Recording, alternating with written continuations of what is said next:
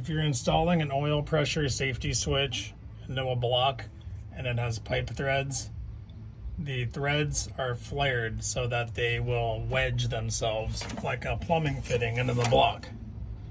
I still use a little bit of aviation gasket sealer on mine because it's a good sealant for oil. It's impervious to oil and coolants and other stuff like that. So typically I'll get this in here by hand and be really careful of the pull. You can see I have this wire hooked up already so that I don't have to tighten the screw when it's on there on that one particular pull. I'll hook up my other wire. So you'll notice I'm only grabbing on the metal housing. I'm not grabbing anywhere else, and just hand tight. Then what I recommend doing is grabbing a wrench, like a 1/2 inch wrench, and getting to this part back here. And if you're wondering how tight to make it, my advice is this. It is an oil pressure switch, so don't be afraid to get it tight.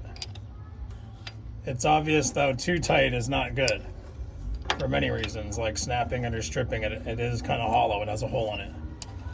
So you can tighten this up, and I just go by feel. Basically, when I feel like those threads are really wedging in there, just kind of picturing the oil pressure coming by, and just take your time, and when it feels like it's getting tight, get ready to stop.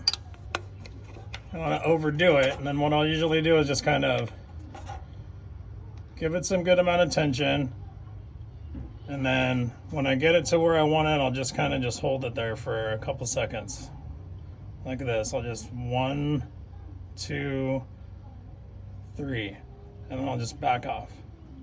All right, so that should be pretty good. It's not over tight. It's definitely tight, and I think that will seal. What I would recommend next is starting the vehicle and then looking at it and seeing if it seals. Typically, if it seals, it's tight enough. If it isn't, you can tighten it up a little bit more. Eventually, you'll know how tight is tight enough without stripping it or ruining it. That's kind of one of the things I learned about engine blocks and really important threads and really hard to work on places, is that you're better off going a little bit loose and finding out along the way what works rather than over tightening it and then finding out what works.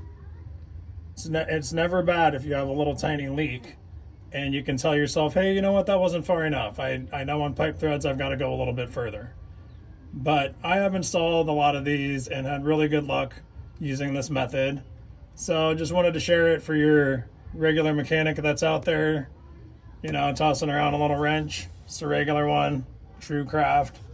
Probably got it at a garage sale, does not matter. Tightens that up fine.